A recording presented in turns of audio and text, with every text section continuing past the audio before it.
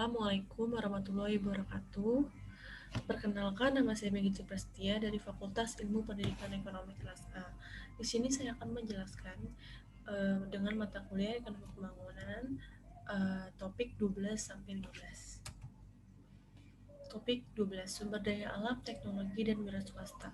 Pengertian sumber daya alam. Sumber daya alam adalah semua bahan yang dapat ditemukan oleh manusia dalam alam dan bisa dimanfaatkan untuk berlangsungnya hidup. Pada dasarnya, hal yang terpenting berupa benda hidup, hayati, ataupun benda mati non-hayati. Yang kedua, peranan sumber daya alam. Peranan relatif dari sumber daya alam dalam berkembang ekonomi cenderung turun bila perekonomian makin berkembang. Macam-macam sumber daya. Sumber daya alam tidak dapat habis, meliputi udara, energi, matahari, dan air hujan. Sumber daya alam dapat diganti atau dapat diperbaiki dan dipelihara meliputi air yang ada di tempat. Sumber daya yang dapat diperbaiki mencakup sumber daya mineral. Teknologi adalah suatu perubahan dalam berbagai produksi yang nampak dalam teknik produksi yang ada perubahan teknik untuk pertumbuhan ekonomi, yaitu setiap perubahan dalam metode produksi yang telah digunakan dalam produksi atau usaha lain. Peranan teknologi. Yang pertama, peranan teknologi informasi dan komunikasi dalam perusahaan. Yang kedua, penerapan teknologi informasi dan komunikasi dalam bisnis. Yang ketiga, penerapan teknologi informasi dan komunikasi dalam perbankan. Yang keempat, penerapan teknologi informasi dan komunikasi dalam pendidikan. Yang kelima, penerapan teknologi informasi dan komunikasi dalam kesehatan. Wira swasta adalah orang yang memiliki kemampuan melihat dan menilai kesempatan dalam bisnis.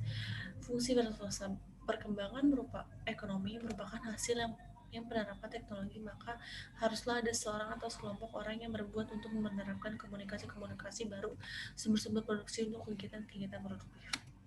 Topik 13, konsep masalah pembangunan. Yang pertama, masalah pembangunan ekonomi. Permasalahan pembangunan ekonomi yang sering dialami oleh negara berkembang yaitu pengangguran, kemiskinan, ketimpangan dalam distribusi pendapatan, dan tingginya angka pertumbuhan penduduk.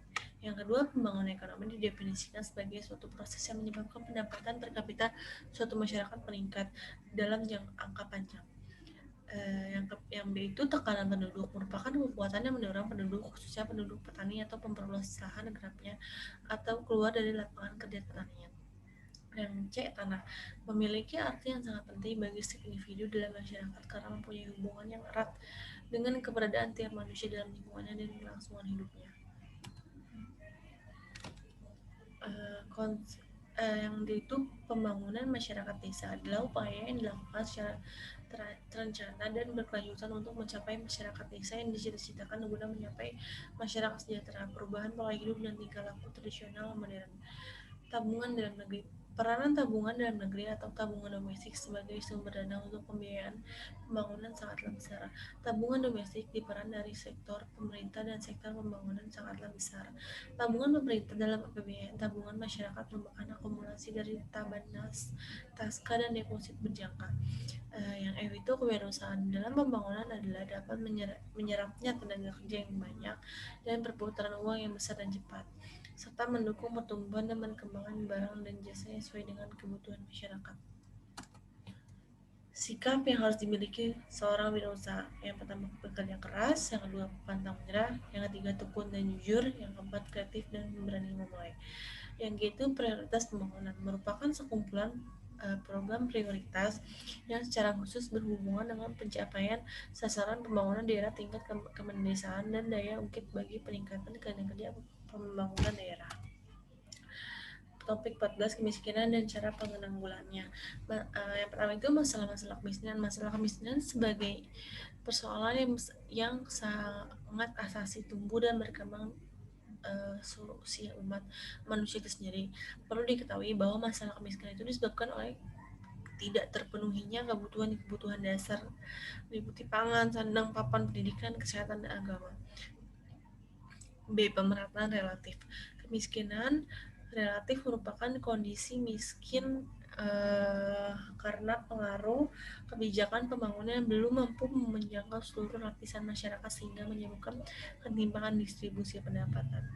Yang C. Pemerataan absolut. Kemiskinan secara absolut ditentukan berdasarkan ketidakmampuan untuk mencukupi kebutuhan pokok minimum seperti pangan, sandang, kesehatan, dan pembangunan dan pendidikan yang diperlukan untuk bisa hidup dan bekerja. aspek-aspek kemiskinan. Ada 5 sifat ekonomi yang terdapat berkembang, yaitu produsen barang-barang primer, yang kedua masalah tekanan penduduk, yang ketiga sumber alam belum banyak diolah, yang keempat tingkat pendidikan yang masih kurang, yang kelima orientasi ke perdagangan luar negeri. Cara mengatasi kemiskinan. Secara lebih rinci, langkah-langkah yang dilakukan pemerintah untuk mengatasi masalah kemiskinan adalah sebagai berikut. Yang pertama, pembangunan sektor pertanian. Yang kedua, pembangunan sumber daya manusia. Yang ketiga, distribusi pendapatan secara lebih baik. Yang keempat, pembangunan infrastruktur. Topik 15, ekonomi pembangunan. Pertumbuhan ekonomi dan masalah lingkungan. Secara umum, pertumbuhan ekonomi didefinisikan sebagai peningkatan output barang atau jasa yang dihasilkan dalam aktivitas ekonomi suatu kelompok masyarakat dalam periode waktu tertentu. Untuk memacu pertumbuhan ekonomi dilaksanakan sebagai kegiatan pembangunan. Kegiatan pembangunan merupakan upaya mengkombinasikan sumber daya dengan aset dalam paket tertentu sedemikian rupa sehingga dapat memperoleh hasil atau nilai tambah yang lebih baik dalam menggunakan sumber daya tersebut. B. Peranan lingkungan dalam perekonomian. Yang pertama, industrialisasi dan pembangunan berkelanjutan. Dalam arti luas, yaitu pembangunan yang tidak menurunkan kapasitas generasi yang akan datang untuk melakukan pembangunan meski terdapat penyusutan cadangan sumber daya alam dan memburuknya lingkungan. Yang kedua, industri dan eksternalitas dalam pembangunan yang berkelanjutan dapat diartikan sebagai bentuk pembangunan yang tidak menurunkan kapasitas generasi yang akan datang untuk melakukan pembangunan meskipun terdapat penyusutan cadangan sumber daya alam dan memburuknya lingkungan. Industri mempunyai peranan ganda bagi masyarakat sekitar. Peranan positifnya adalah industri dapat menyediakan lapangan kerja sebagai sumber kehidupan penduduk serta menghasilkan barang dan jasa yang sangat berguna untuk memenuhi kebutuhan manusia. Hal ini disebut sebagai eksternalitas positif atau manfaat eksternal. Di sisi lain, dampak negatif yang perlu ditanggulangi yaitu yang berupa meningkatkan pencemaran terhadap tanah, udara, dan air yang memungkinkan adanya penurunan kesejahteraan manusia baik sebagai produsen maupun konsumen. Di samping itu, industrialisasi juga cenderung menguras SDA. Keadaan ini disebut eksternalitas negatif atau biaya eksternal. Sekian presentasi dari saya, kurang lebihnya mohon maaf. Wabillahi taufiq wal hidayah. Wassalamualaikum warahmatullahi wabarakatuh.